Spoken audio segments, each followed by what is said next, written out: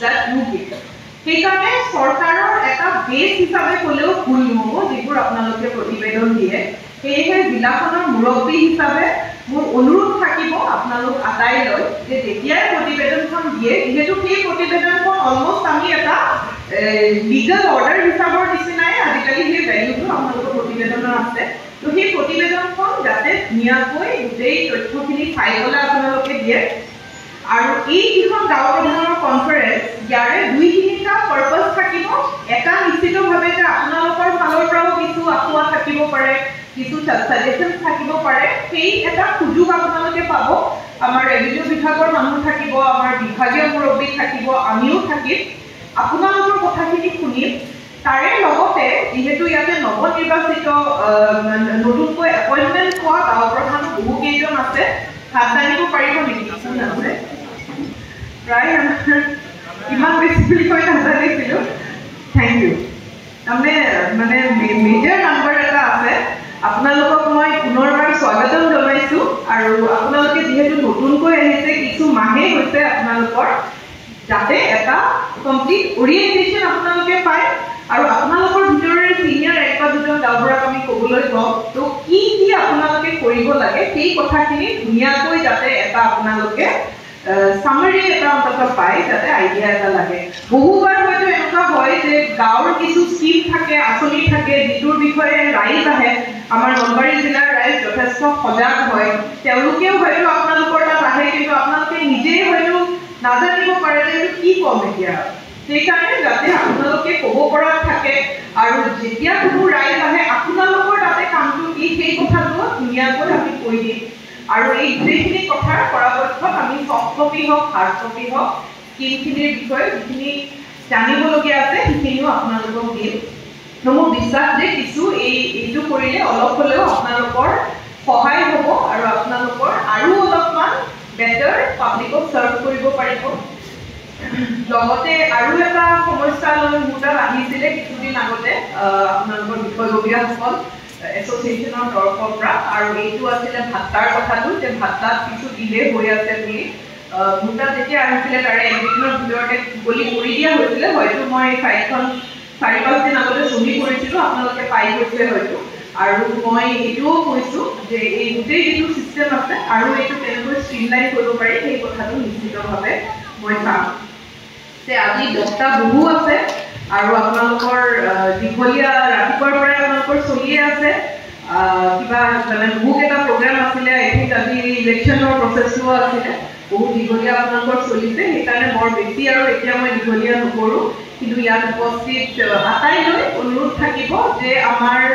জিলাখনৰ হৈ, যাতে আপোনালোকে প্ৰশাসনৰ হৈ, জিলাখনৰ হৈ, আপোনালোক মোৰে সহকৰ্মী হয়। আল্টিমেটলি গাঁও প্ৰধানৰ যিটো এটা ৰোল আছে, আজিও অসমত আছে, কিন্তু আমি সৰুৰ পৰা শুনি থাকোঁ গাঁওবুঢ়া, আৰু সৰুৰ পৰা আমাৰ মনত গাঁওবুঢ়াৰ প্ৰতি এটা শ্ৰদ্ধা, এটা আমি মান্যতা দি আহিছোঁ। আৰু সেই ৰোলটো যাতে আমাৰ যিসকল নতুনকৈ এপইণ্টমেণ্ট পাইছে আৰু যিসকল বহু বছৰৰ পৰা আছে, সেই যিটো শ্ৰদ্ধা, সেই যিটো মান্যতা এই ৰোলটোৰ আছে, এই যিটো পজিশ্যনৰ আছে, সেইটো ৰক্ষা কৰি আহে। এইখিনিয়ে কৈ আটাইলৈ মোৰ আন্তৰিক শুভকামনা জ্ঞাপন কৰি মই ইমানতে সামৰিছোঁ। ধন্যবাদ।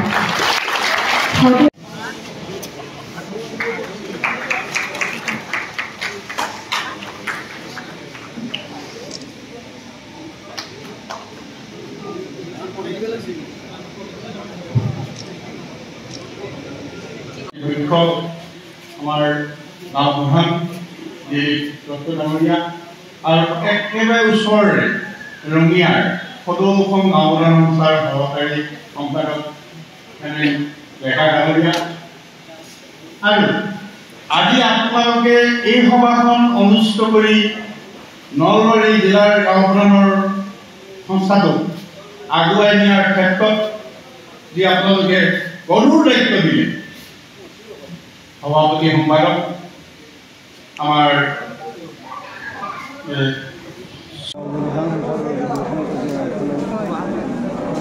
আজি আমাৰ নলবাৰী জিলাৰ গাঁও প্ৰধান সন্থাৰ বাৰ্ষিক অধিৱেশন 10 নম্বৰ, আৰু আজি টিহুত তেখেতসকলে আয়োজন কৰিছে। বৰ ধুনীয়া আয়োজনটো বৰ ধুনীয়া হৈছে, আৰু কাৰ্যসূচীটো বিভিন্ন ধৰণৰ কথা কথা আছিলে তাৰে মাজতে এতিয়া মুকলি সভা এখন চলি আছে তেখেতসকলৰ কথাখিনি শুনিলোঁ মই আৰু যথেষ্টখিনি আগভাগ লৈ কাম কৰি আহিছে আমাৰ গাঁও প্ৰধানসকলে নলবাৰী জিলাত বানপানীৰ ক্ষেত্ৰতে হওক বা বিভিন্ন ধৰণৰ আজিকালি প্ৰায় বহুখিনি আঁচনিতে আমি তেখেতসকলৰ সহায় লৈ আহিছোঁ গাঁওপ্ৰধানসকলৰ সমস্যা আছে এই সমস্যাসমূহ সমাধান কৰাৰ কাৰণে হয় আমাৰ দুটা কাৰ্যসূচী অতি শীঘ্ৰে হ'ব এটা হৈছে যে গাঁও প্ৰধানৰ কনফাৰেঞ্চ এখন আমি কৰিবলৈ গৈ আছোঁ নলবাৰী জিলাত যিহেতু দেখা যায় যে বহুবোৰ আঁচনিত তেওঁলোকৰ এটা ৰোল থাকে যাতে তেখেতসকলে গম পায় আৰু আমাৰ নতুনকৈ নিযুক্তি পোৱাও গাঁওবোৰ আছে নিউলি এপইণ্টেড গাঁওবুঢ়াবোৰ আছে তেওঁলোকৰ কাৰণে এটা মানে অৰিয়েণ্টেশ্যন টাইপৰো হ'ব এনেধৰণৰ এটা গাঁও প্ৰধান কনফাৰেঞ্চ আমি কৰি আছোঁ আৰু দ্বিতীয়তে ভাণ্ডাৰ ক্ষেত্ৰত তেখেতসকলে কৈছিল যে আৰু বস্তুটো অলপ সোনকালে হোৱাৰ কথা আৰু যিখিনি কথা তেওঁলোকে কৈছে সেইখিনি কেনেদৰে আমি সমাধান কৰিব পাৰোঁ সেইটো চাই আছোঁ ইয়াত অধিৱেশন অনুষ্ঠিত হৈছে আপুনি যিহেতু অসম গাঁওপ্ৰধান জিলাখনক লৈ কেনেকুৱা আজি আপোনালোকক ধন্যবাদ জনাইছোঁ প্ৰথমতে আমাৰ এই মানে নিউজ লোৱাৰ বাবে আজি আমি আমাৰ সদৌ অসম গাঁও প্ৰধান সন্থাৰ নলবাৰী জিলা সমিতি 10তম অধিৱেশন আমাৰ এই যিটো 10তম বাৰ্ষিক অধিৱেশন আছিল সেই অধিৱেশনৰ অতি দিনজোৰা কাৰ্যসূচীৰে ইয়াত অনুষ্ঠিত হৈছে আমাৰ টিহু ৰাস মন্দিৰ প্ৰাংগণত আৰু আজি ইয়াত এখন অতি শক্তিশালী সমিতি গঠন হৈছে আৰু নলবাৰী জিলাখনৰ যি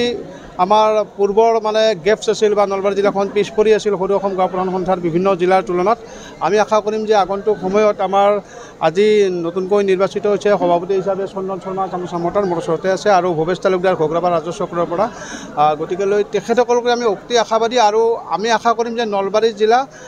প্ৰথম পৰ্যায়ৰ